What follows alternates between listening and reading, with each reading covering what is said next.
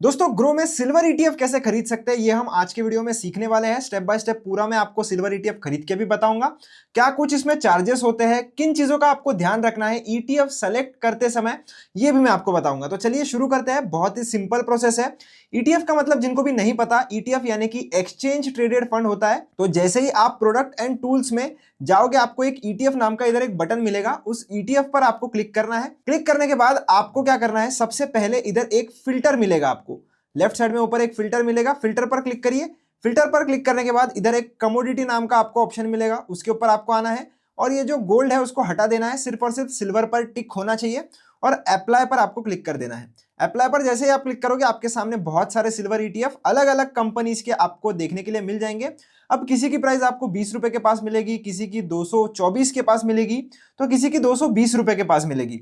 तो अब इसमें काफी लोगों को ये लगता है कि जो 20 रुपए वाला ईटीएफ है वो सस्ता है और जो 224 रुपए वाला ईटीएफ है वो महंगा है, पर ऐसा बिल्कुल भी कुछ नहीं है दोस्तों। आपको हमेशा ये ध्यान देना है कि जो भी ईटीएफ में आप पैसा लगा रहे हो उसकी प्राइस डिपेंड करती है कि वो ईटीएफ कब से लॉन्च हुआ है। अगर वो ज्यादा पुराना ईटीएफ है तो उसका प्राइस ज्यादा ही रहेगा। जैसे ये टाटा का ईटीएफ और ये जीरोधा का ईटीएफ, ये अभी अभी लॉन्च हुए, इनको ज्यादा टाइम नहीं हुआ है, इसलिए इनकी जो प्राइस आपको दिख रही है एनएवी की, वो काफी कम है।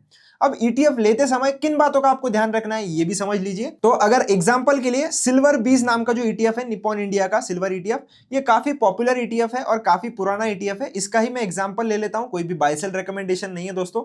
इसके ऊपर मैं अगर क्लिक करूंगा और क्लिक करने के बाद सबसे ऊपर आपको देखने के लिए मिलता है 214 इसकी प्राइसिंग चल रही है। अब 214 इसकी प्राइसिंग चल रही है मतलब इसका नेट एसेट वैल्यू है 214.87 रुपीस, जिसमें एक ईटीएफ की वैल्यू आपको इतनी देखने के लिए मिलेगी। नीचे अगर आप आओगे तो आपको बहुत सारी चीजें देखने के लिए मिलती है कि पिछले 5 साल में इसने कैसा परफॉर्म किया है, 1 साल में कैसा किया है, 6 साल में कैसा किया है। अगर आप परफॉर्मेंस में देखोगे तो आपको बहुत सारी चीजें देखने के लिए मिलेगी। उसमें से सबसे इंपॉर्टेंट हमारे लिए चीज होती है ये जो लाइव वॉल्यूम है वो। अब लाइव वॉल्यूम मतलब क्या? लाइव वॉल्यूम मतलब इस पर्टिकुलर ईटीएफ में कितना वॉल्यूम जो है वो ट्रेड हो रहा है। तो ये जो आपको नंबर दिख रहा है ये बड़ा होना चाहिए, यहां पर आपको कोई भी कमी देखने के लिए नहीं मिलनी चाहिए। आप अगर इधर देखोगे तो 71 लाख से भी ज्यादा बायर्स है और 50 लाख के आसपास सेलर्स है। तो जब भी आप किसी भी ईटीएफ में इन्वेस्ट कर रहे हो, जरूरी नहीं आप इसी ईटीएफ को चुनिए, आप अगर दूसरे ईटीएफ को भी चुनते हो तो उसमें एक बार देखना है आपको बायर्स और सेलर अच्छे खासे होने चाहिए। ऐसे हजारों में नहीं होना चाहिए, 5,000, 10,000, 2,000, ऐसा बिल्कुल भी नहीं ईटीएफ होना चाहिए जिसमें आपको लाखों में बायर और सेलर दिख रहे हैं और वॉल्यूम भी काफी ज्यादा है। उसमें आप कभी भी इन्वेस्ट करोगे तो आपको लिक्विडिटी इश्यूज बिल्कुल भी नहीं आएंगे। उसके बाद आपको देखना है एक्सपेंस रेशो। एक्सपेंस रेशो जो आपका म्यूचुअल फंड में लिया जाता है वैसे ही ईटीएफ्स में भी लिया जाता है।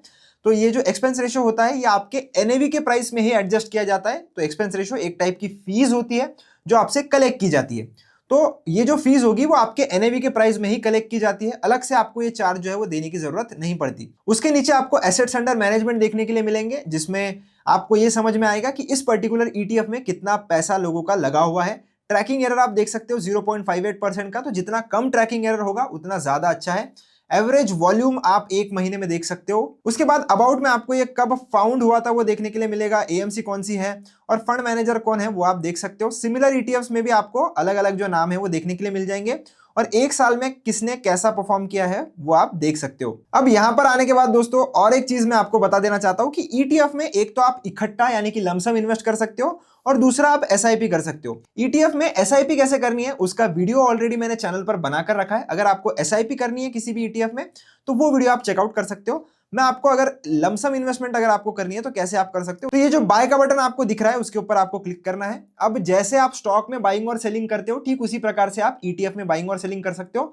मार्केट जब भी खुला होता है आप इसकी बाइंग और सेलिंग कर सकते हो। आपको जितने दिनों तक होल्ड करना है आप इसे होल्ड कर सकते हो, लॉन्ग टर्म में जितने भी सालों के लिए होल्ड करना है कर सकते हो और जब मन आपका करे तब आप इसको बेच भी सकते हो। तो डिलीवरी मैंने सेलेक्ट कर लिया है। जितने भी ईटीएफ आपको बाय करने हैं उतना नंबर आप इधर लगा लीजिए। अब दोस्तों चार्जेस की बात अगर मैं करूं तो जितनी क्वांटिटी आप लोगे इधर उस हिसाब से चार्जेस भी जो है वो वेरी करेंगे। तो चार्जेस चेक करने के लिए आपको क्या करना है, आपको ये जो रिक्वायर्ड इधर जो लिख रहा है उसके ऊपर एक बार क्लिक करना है। जैसे आप क्लिक करोगे आपको ब्रोकरेज कितना लगेगा, एक्सचेंज ट्रांजैक्शन टैक्स वगैरह कितना लगेगा, सब मिलाकर आपको देखने के लिए मिल जाता है। पर ध्यान रखना ये सिर्फ और सिर्फ आपको जब आप खरीद रहे हो तब के ही चार्जेस दिखाई दे रहे हैं। जब आप इसको बेचोगे तब बेचते समय आपको फिर से रिक्वायर्ड पर क्लिक करके एक बार चेक करना पड़ेगा कि तब आपको कितने चार्जेस लगेंगे। तो जब हम इस ETF को खरीदते हैं तब हमें बाय साइड के चार्जेस देने पड़ते हैं, और जब हम इसे बेचेंगे तब हमें सेल साइड के अलग चार्जेस देने पड़ेंगे। तो आपको जरूर चेक कर लेना है कि कितना चार्ज आपको लगेगा। और प्राइस मार्केट आपको लगानी है तो मार्केट लगाइए, लिमिट ऑर्डर लगानी है तो यहां पर क्लिक करके आप लिमिट पर सेट कर सकते हो। अगर बहुत बड़ी क्वांटिटी में अगर आप बाय कर रहे हो तो लिमिट ऑर्डर ही लगाना, और प्राइस जो भी मार्केट के आसपास चल रहा होगा वो डाल देना, ताकि आपका ऑर्डर जो है वो तुरंत एग्जीक्यूट हो जाए। मैं बहुत ही छोटी क्वांटिटी बाय कर रहा हूं, इसलिए मैं मार्केट पर इसे सेट कर देता हूं और बाय पर क्लिक कर देता हूं। जैसे ही आप बाय पर क्लिक करोगे आप देख सकते हो बाय ऑर्डर सक्सेसफुल हो गई है, क्योंकि मैंने मार्केट का ऑर्डर लगाया था। डन पर मैं क्लिक करूंगा और होल्डिंग्स वाले सेक्शन में ये मुझे लेकर चलेगा, और आप देख सकते हो 2 सिल्वर 20 के ETF मेरे इधर बाय हो चुके हैं। अब जब मैं चाहूं इनको बेच सकता हूं, अगर मैं आज चाहूं तो आज भी बेच सकता हूं, अगर मैं 10 साल के बाद चाहूंगा तो 10 साल तक होल्ड करके फिर उसके बाद भी मैं इसे बेच सकता हूं। तो होप दोस्तों आपको समझ में आया होगा कि ग्रो में हम सिल्वर ETF कैसे खरीद सकते हैं। अगर आपको कोई भी डाउट दिक्कत आती है तो आप कमेंट सेक्शन में मुझसे पूछिएगा। वीडियो अच्छा लगा हो तो चैनल को सब्सक्राइब करना, वीडियो को लाइक जरूर करना। मिलता हूं नेक्स्ट वीडियो में, धन्यवाद।